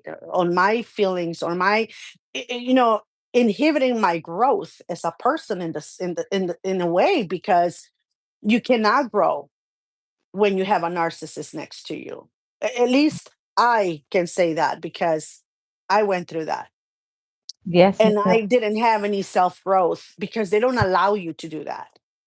They're Because so overwhelming, overpowering, right? Go on, Miss Miley. yeah, because it has to be about them, Miss Nexie. How can you ever grow and be happy, accomplish goals, and have fun? Because they make everything miserable because it has to be about them and what they want because they are controlling. Mm. Another thing, Miss Marlene, that I was criticized for a lot. and literally yelled on sometimes for hours explaining this is, I like to do a lot of charity work. I like to help people. That's what I like to do. I really do. I love giving my time that way. And, try to help as much as I can. And if I see someone hungry, I'll buy them a sandwich and give it to them. If I'm nearby somewhere, I go out of my way to get it if I see them that they're hungry, get them water. That's who I am, right? Not saying it here to get, kudos. I'm just saying because of the next thing I'm going to say. This person will get so upset and lecture me for hours on how dumb or stupid or whatever he thought my actions were because I'm over there giving money or water or whatever to a person that is there because they want to be there. Oh, you think you're going to make a difference? You think it's going to be, that's it. You're going to help them and they're going to get out of it? No, they're going to continue to do this because you guys are enabling them, and Mm, they want to be like that. And I will look at him and say, like, what is wrong with you? Where is your empathy? Where is your love for humanity? Where is your humanity, really? And so what I started doing is, I will do it without that person around. I will try to find a time and not say anything, going to the store, going here, going there, just doing my own thing. And that way I avoid it, so I couldn't share the delight that I felt for doing this or whatever. I just had to do it on my own and have fun doing it without having to come to a lecture. So I started not telling him where I was going, what I was doing. And if I saw someone when I was with him that, was hungry or whatever, what I will do is, buy extra things and then say, oh my God, I forgot to go to the restroom. Oh my God, I forgot something. I'll be right back, and go and drop off, make sure he wasn't watching, and then do whatever I had to do. And that is sad when you're with someone like that because you know that this person has no heart for anyone but themselves. yeah. Oh, Miss Nexie, I'll tell you something that happened to me. I didn't even think about that until you said it. But I remember one day I saw somebody and I was like, they have to be very cold. And this is when I was living up north. So, it's very cold outside. And the person didn't have a scarf. And you know how we have dozens of those scarves, they're a dime a dozen, you know? So I Hmm. off and gave, why would you do that? That scarf, and that scarf was expensive. How much did you pay for that scarf? Like obsessed the whole way home. What Yeah. did you pay for? And how much was it? And now their neck is warm, and isn't your neck cold now? See, that's not thinking, and yada yada yada yada. See? And I was like, oh my god. And I didn't think about that, because that's when I was still in it. So you don't Yeah. No, no. just think. Oh my God, he's concerned about me. How nice. I used to always excuse the behavior. Oh, he must just have a bad day, or he's tired, or this or that. Until one day I was like, no, Marlon, this is all the time. Yeah, no, Miss Marlene, I will say, oh, how sweet. He's concerned about me, about my money, about this, about that. You have to kind of, as the blinders fall off and you start seeing that. Oh, because another thing, Miss Marlene, if I will help one of his family members, not even mine, one of his family members, why are you helping them? Well, can they do it on their own? Why are you always asking you for help? Because they're family. Yeah, that doesn't excuse it. Why are you doing it? You're the one that is allowing them to take advantage of you. I'm like, this is family. What do you mean Mm. advantage of? This is our family. If we don't help them, then who will? No, no, And, no, no, and no. You got to stop that. You got to put a stop to that ish. No, no, no, no, yeah, no. That's not right. S- I see. And What? the funny part is that it's his family too. Yes. It's only his family because mine doesn't really ask me for anything. Well, they ask me for, hey, when are you coming over? I want to take you here. Or, hey, can you help me read this paperwork? Let me send a picture to you. Or can you help me with this? I just want to know if this is the right format or the right setting on certain things. And they will do that because, like, sometimes my mom will say, hey, can you read this for me? It's in English. I cannot understand it. Sure, mama, just send it. I'll read it. My brother will take a picture, send it to me. I will read it. And he's like, I already explained it to her, but she wants her baby to read it to her, just messing Oh, around, right? So I would read it and help her, whatever. But with his family was more about either money or groceries or this or that or taking care of the kiddos. This is his family. And I'm thinking in my mind, oh my God, after the blinders came off, I can only imagine if this was my family asking for help. I would have been forbidden from doing anything. They would have probably been told, stop coming here, bothering us. wow, wow, wow. I just, and there's so many things that we can't cover all of the things that people who are narcissists do, because it's not just narcissists in a romantic relationship.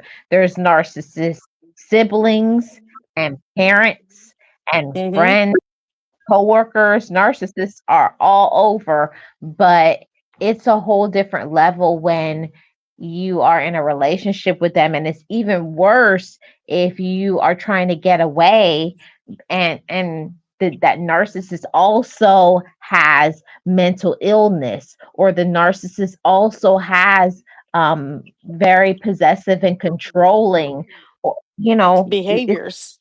yeah, behaviors that it worsens. Like, it's so much worse when it's more than just When being you narcissist. try to leave, yeah. But Miss Marlene, again, as I was saying earlier about self growth, I am someone that has always been able to take care of myself, and again, I'm not a confrontational type of person. I'm not.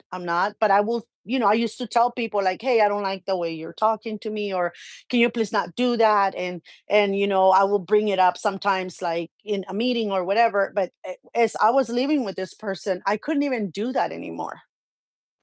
I would just Mhm. let things slide, like, "Ah, who cares?" Because I was so tired of that arguing at home, that going on and on for any little tiny little thing that happened that wasn't in the right place, or it wasn't in the correct way, or it wasn't the right timing, or whatever. Had a bad day and the whole weekend will be ruined for all of us. I was so tired of that I wasn't doing any, promoting me, getting better me, better benefits, better this, better that. I was just letting everything slide.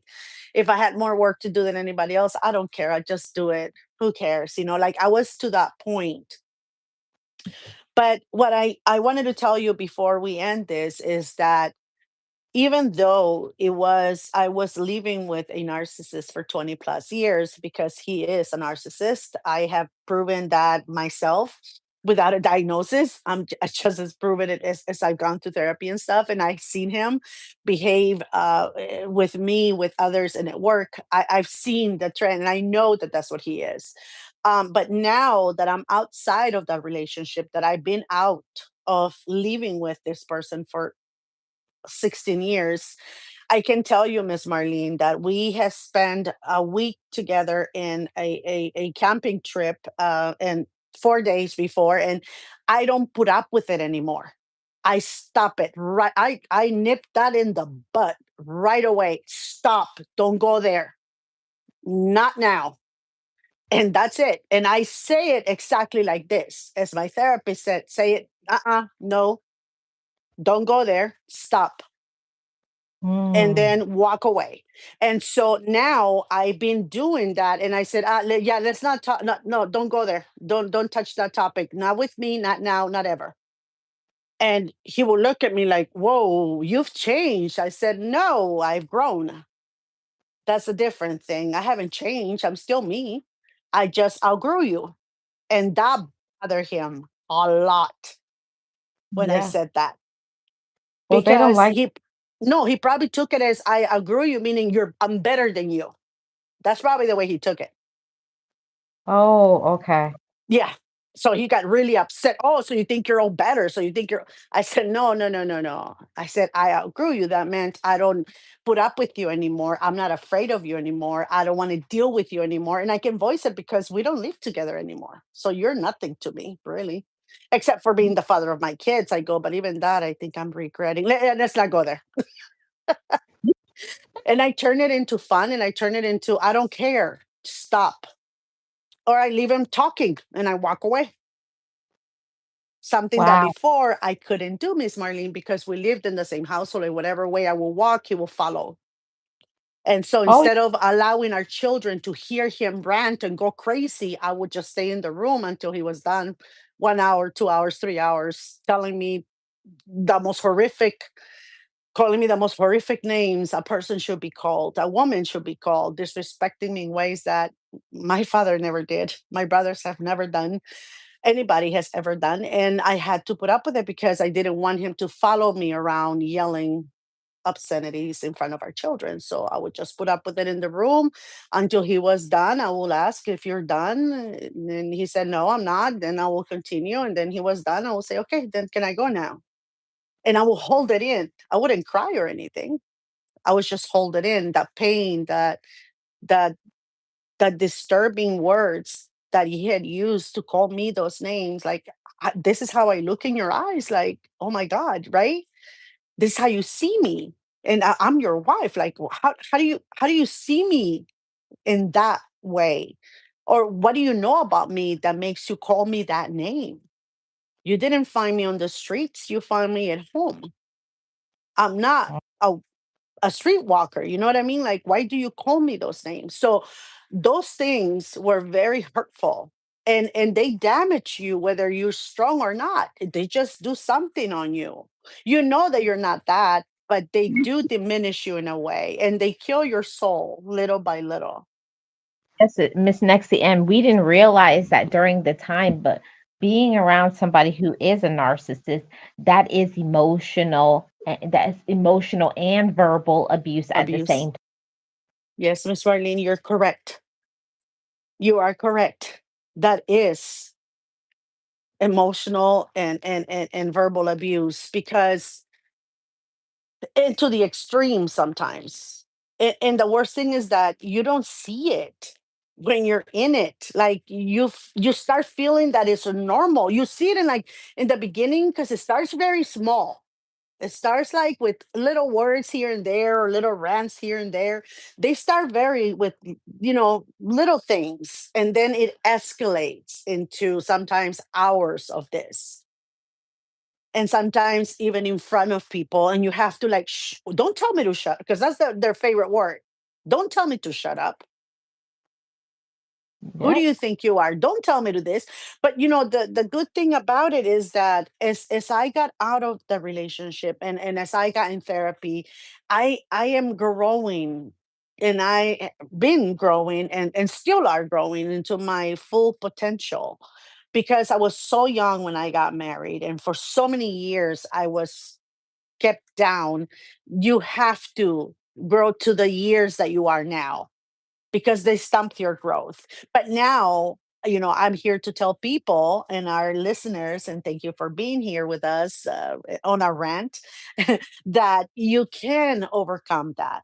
You can outgrow them. You can forgive.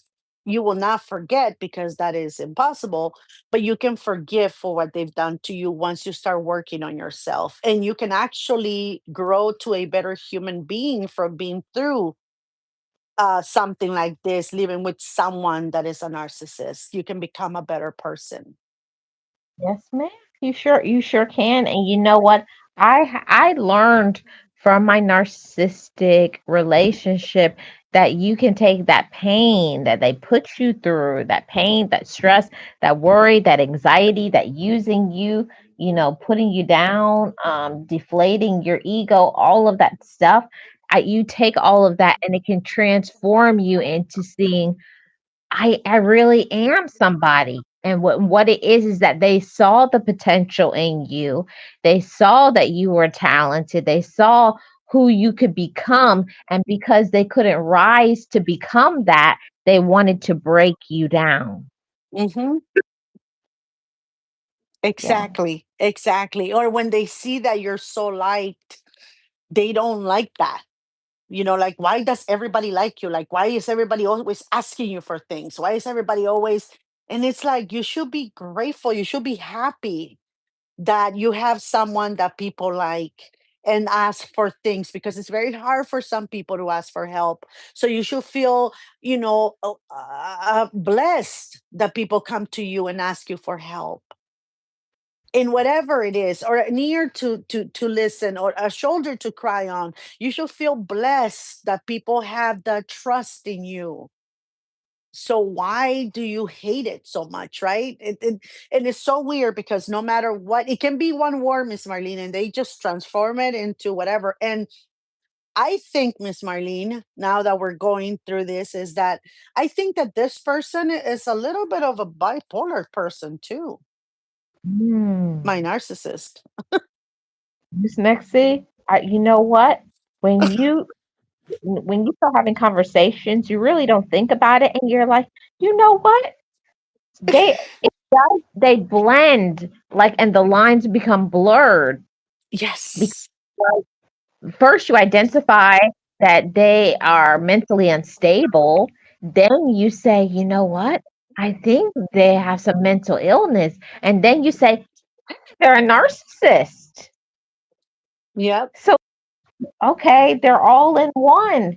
And I think that's the thing is a part of healing. And that's what we talk about over here is healing and learning and growing so that we can find ourselves and not repeat the same cycle in the next relationship that you have, whether not just with romantic, with friendships and what you feel that you deserve. Because when we get people who are mentally unstable in our life, we'll feel that we don't deserve a good relationship, or we don't Hmm. deserve good things, or we don't deserve to educate ourselves or to treat ourselves well. And we do. Hmm.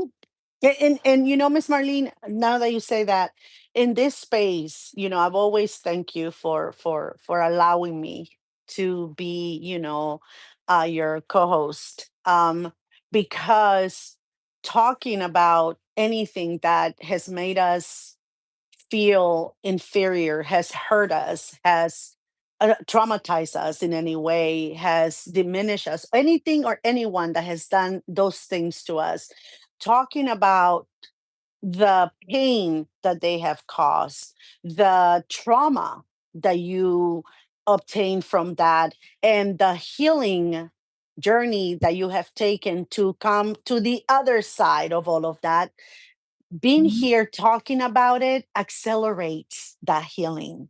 And I thank you for that every day, in my prayers, in my day, in my everything, because you have given me the space to be okay with being vocal about it, with being okay of saying, you know what, yes, I was in this type of relationship, something that I've never done before, because I was ashamed of allowing this person to treat me this way for so long, and not saying sayonara before the 22 years were up. But being here makes me feel that I'm not alone, that I'm not the only one, and that a lot of us keep it to ourselves instead of voicing it so that others can hear that it's not something that happens once in a while. No, it's something that happens more often than you know, but you just don't see it. So Yeah. thank you, Miss Marlene, for allowing me, giving me a space, and allowing me to co-host with you for, trauma healing, as you say, but also to give a voice, to those who have been trapped in relationships like this. Yes, Miss Nexie, it's my pleasure. And I like to call it being the voice of the voiceless. Mhm. Yes, ma'am. Individuals that are going through this right now, having a narcissistic marriage or boyfriend, girlfriend, or sibling, or relative or parent or somebody in their life, and they love them, but they're very narcissistic, controlling, manipulative. so much gaslighting and drama and projections, we can break free from it. We don't have to stick around. We don't have to settle. You don't have to tell them your business. And one thing that I learned from being in a narcissistic relationship is we feel sometimes that we need them to be able to be okay. Like we put our identity inside of them. I'm only good because I'm their wife or their child or their, sibling or their friend or whatever. But our identity is inside of who we are at the core and Yeah. not because we are in a relationship, not because we know them, not because of what they've done or said about us, but we have to learn to identify our own self and being self-aware, learning to love ourselves and being confident and saying, I don't have to take this. Yeah, and that sometimes takes years. You know that the one thing that I think made me stay, Miss Marlene, and I'm not blaming anyone. I'm not. The blame is on me for staying, right? For sticking around for so long. But I had a very powerful reason why I couldn't leave. You know, Mhm, my gift from God's my oldest son, he's biologically not mine, but spiritually and through love, he is my own. I raised him, he's my son, and not being biologically mine, if I would have left, I would have lost him and lose custody, and I would have left him to the mercy of that crazy lunatic. So I couldn't do that. I couldn't abandon my son. That was one of the things that kept me there. But another thing is that when people tell you, but you have it so good. Look at the beautiful place you live in.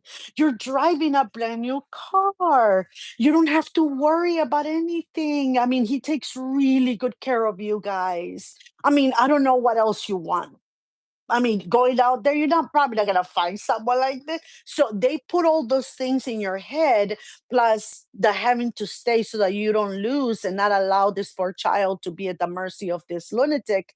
You start thinking, I'm needed more here. It's okay if he disrespects me or this or whatever, but I have to stay because then people know that I have all this, and if I leave, they're gonna feel that I am, not worthy of it, of this, of him, that I am selfish, that I am whatever, ungrateful because of all the things that this person is giving me, or you know what I mean? Like, so all those things.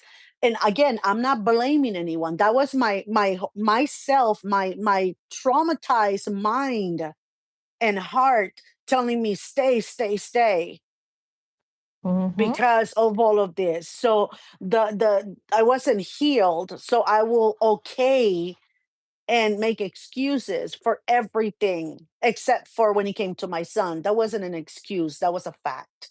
I couldn't leave him, and again, here I am. And now I'm thinking, we go through these things and we sometimes tell people certain things, but we don't know the whole story. We're basing that little thing that we compliment them on the little time that we see them. Sometimes I think we should probably keep that to ourselves for a little bit until we get to know the people well. And then we can say, hey, you guys have a great relationship, right?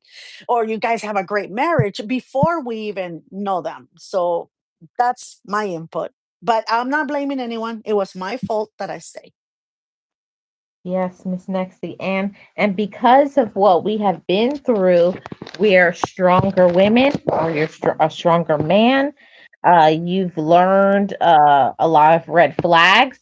And I know that if I wasn't in that relationship, I would not have learned about self-love and being confident and doing what I do here. So I think for everything that happens in life, there's something beneficial that comes out of it that balances us out. Yep. Uh-oh. Did she go? I think Wait, she oh, you're still here? Okay. So I just want to say to everybody, thank you so much for tuning in to this week's episode of the Sip and Chat. I really appreciate every single one of you. Thank you for your support. This has been a very wonderful conversation. And like I said, me and myself and Miss Nexie, we are not a therapist. We're not telling you what to do with your life. We just have conversations about our life, our experiences, things that we have been through in our lives. And hopefully, some of it will resonate with you and cause you to be stirred to think, have I settled? Am I not speaking up for myself? Am I staying around longer than I should? And that's easy to happen when you're around individuals that are not mentally stable. Okay. So thank you all so much for tuning in. Shout out to my mods. Shout out to my channel members. If you're new here, feel free to subscribe to the channel. And yeah, and me and Miss Nexie, we'll see you guys on next week. Miss Nexie, any final words? Uh, Um, I Oh, go ahead, Miss Nexie.